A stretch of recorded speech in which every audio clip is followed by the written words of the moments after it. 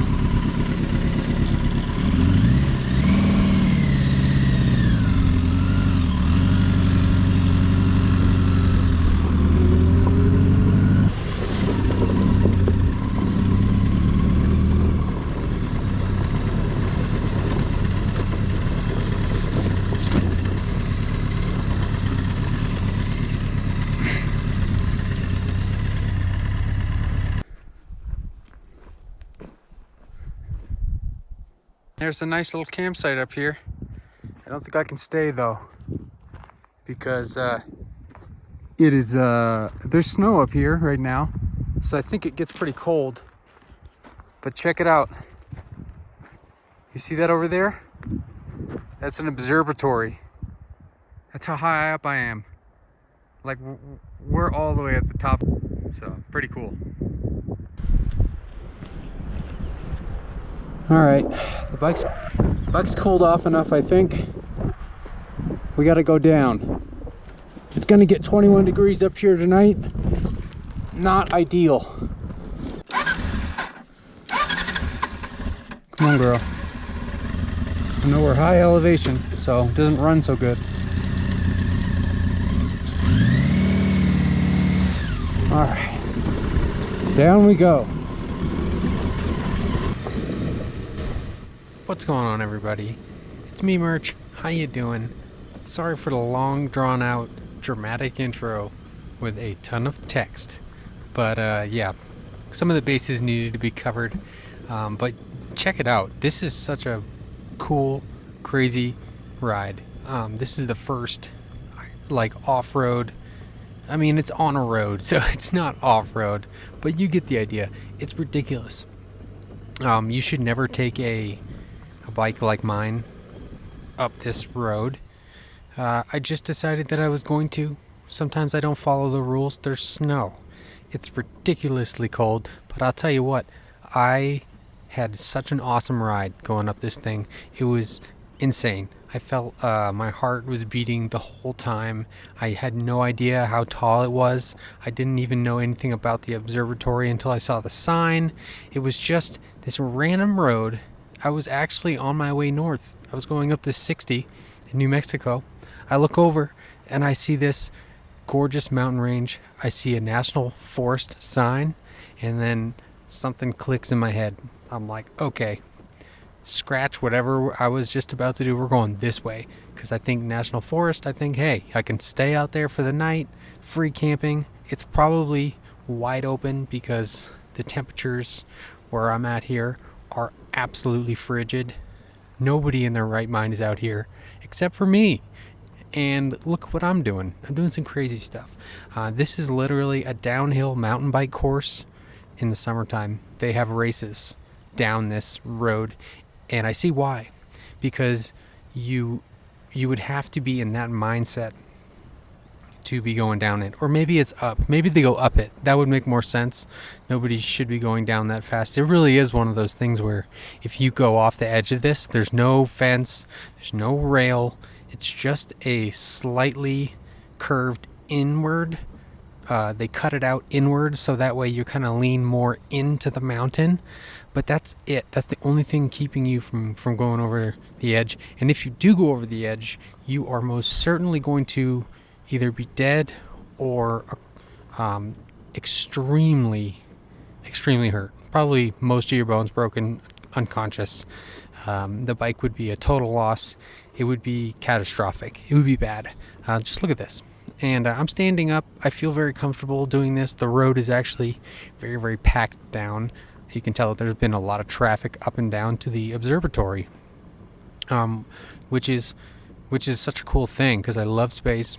I love that type of stuff. It was cool to actually go up there and see it. And I didn't realize afterwards the elevation that I was at. I was at about, so the top of it's like 10,700 feet.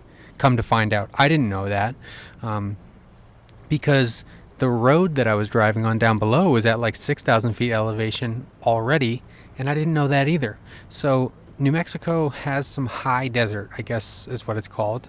I think, don't quote me on that, but you'll be driving along, you'll think you're at sea level, and you're actually ridiculously high above sea level, like 4,000 feet one of the towns was at.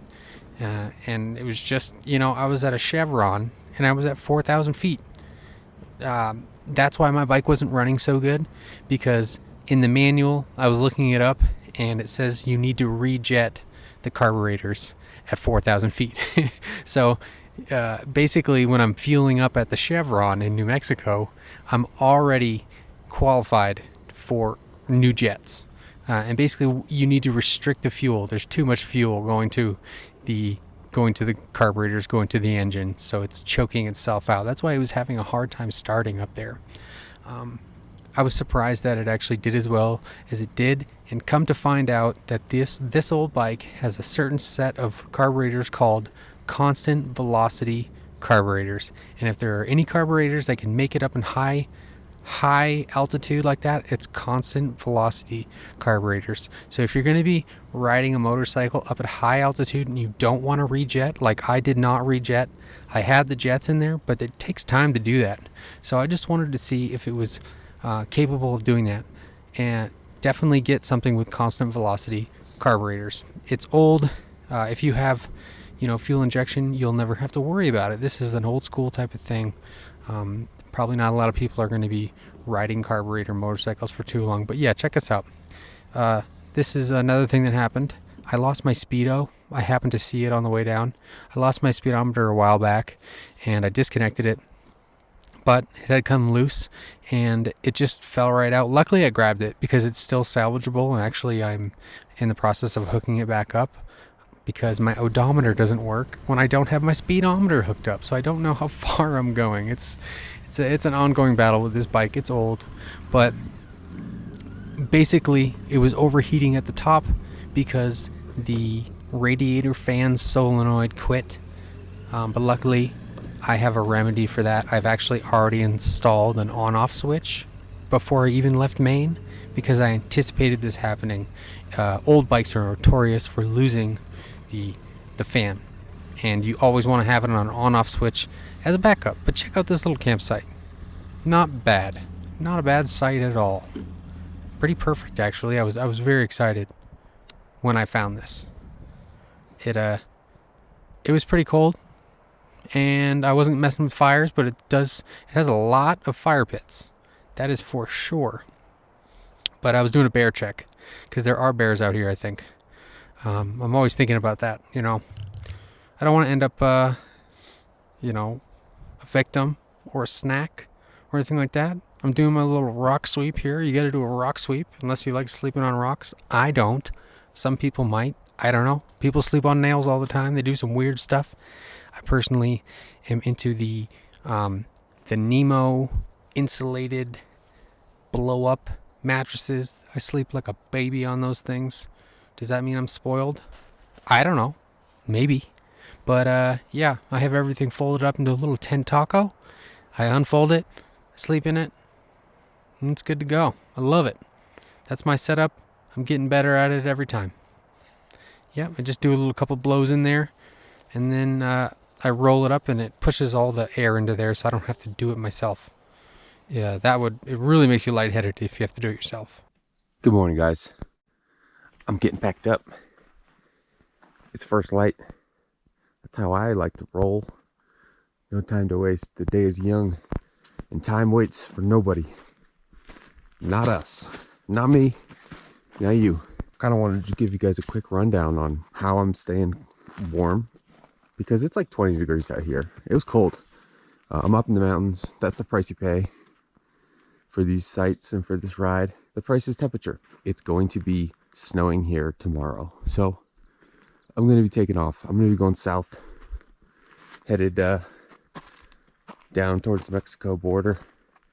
I hear it's warm there, I guess, but what I do, guys, to stay warm, first and foremost, I'm wearing 1, 2, there's another layer under here, base layer, another layer underneath, thick pants. This goes over the top. Not while I'm sleeping, but I can use it as a blanket if I need to. It's very thick. Insulated sleeping pad, insulation layers just to go in between. Another little layer. I have this Sea to Summit Ember. This is a quilt.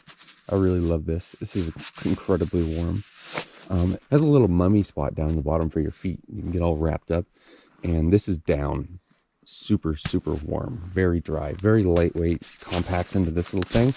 I bring that everywhere for when it's real cold. This is just I don't even know the brand of it. It's so terrible, but it's what I got because I had to buy one. And this works as sort of like a sleeve that I put this into there. And with all that combined, really warm. But the key is to definitely not focus on fires. Forget the fires, because that's pointless. Unless you got a fire inside your tent, there's no time wasted messing with that. Get inside your tent, get inside your sleeping system, and get it warmed up. Because if you get inside a cold sleeping system when it's really cold, you're gonna have a bad night. That's why I get in there early. I get it nice and warm, like a cocoon, and then when the temperatures start to really drop, you're fast asleep in a nice little ball of warmth. Let's get out of here. This place has been fun. It's been real. But it's time to move on.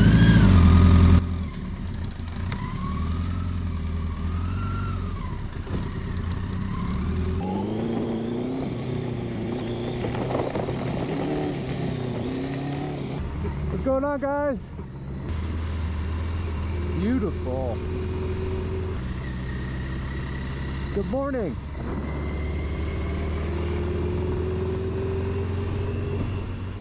There's something about being out on the road, having a good time, driving around, doing pretty much whatever I please, being a free bird. There's something in that makes me happy. It makes me happy. It makes me very content with no matter where I am. Oh yeah, sidetrack. This is the view that I saw pulling in. And goodbye. I probably won't be back again because I think once is enough for that one. But yeah, I was coming down this road, flying by, kind of like that truck. Looked over, and this is what I see. Ba-boom. How you gonna not go down that road? How are you gonna fly by that road and say, nah, I don't think so? I think it takes a very special type of person to look over, see that, especially someone who doesn't have a plan, and not go down there. But there's some pretty cool information going on here. If you want to read it, you can pause it. It's very cool. It was 10,783 feet. Now that is the tallest point. We weren't actually that high, but it was around there. But there's something about exploring and finding new places that I've never been that I find extremely attractive, and it never gets old. And I think it's something that some people are inherently born with. I really think that.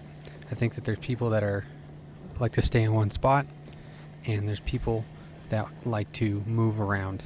And I think it's just genetic, and I am one of those people.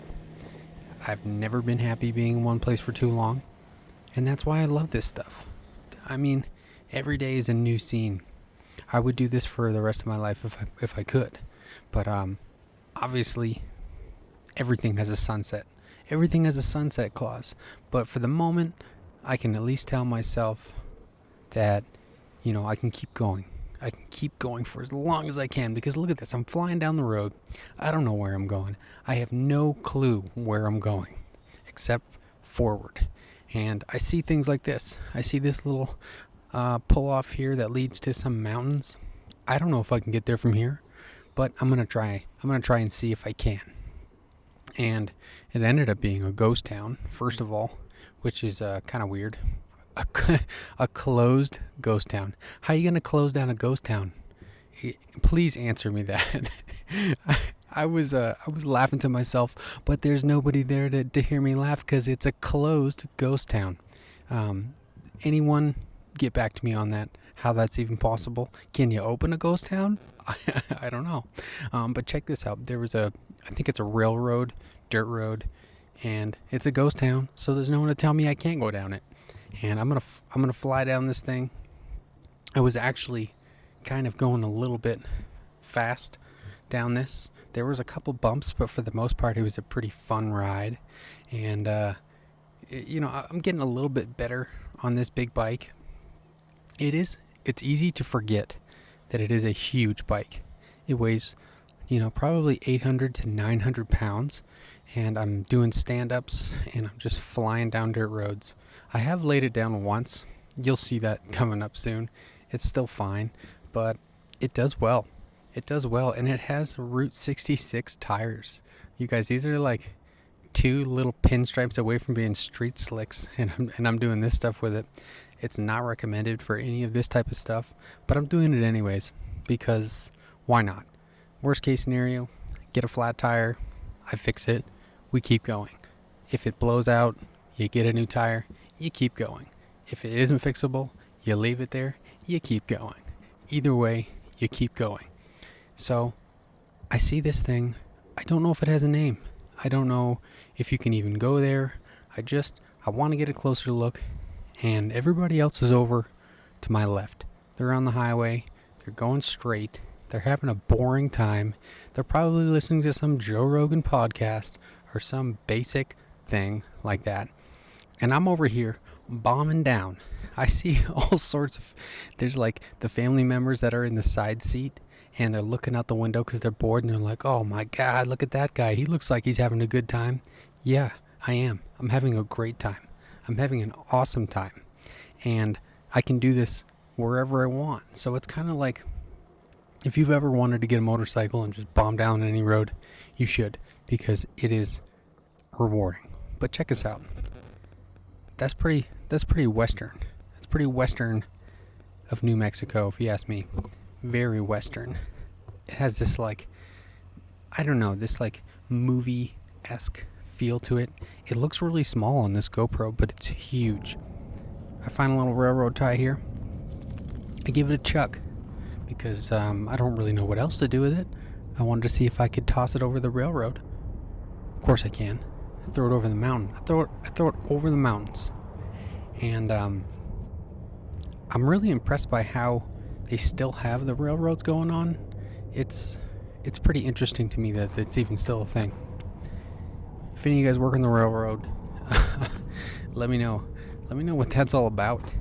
I mean, I see a lot more trucks on the road than I see trains going by. That's all I'm saying about that. But anyways, guys, I want to give a huge shout out to all you guys that have been donating to the channel. It makes a really big difference, a huge difference. It may not seem like a gallon of gas, but it's another X amount of miles that I can go. It's another oil change that I can do. It's more tires that I can swap out. All these little things, consumables, saltine crackers. But check it out, guys. We got Arizona coming up. We got Arizona coming right up. I'm very excited. I'm actually in California right now. So every little bit that I can get donated to the channel helps me do things like this. Like just little wiring jobs here and there. The speedometer is no good. Actually, I'm going to have to get a new part there. That component that's on the actual wheel itself died. I did a little troubleshooting. But here's a little sneak peek what we got coming up. Things are looking good. I'm very excited. And I will see you guys soon. I'm going to go for a ride today. It is beautiful and sunny Southern California. So you guys take care. I'm headed north. Peace.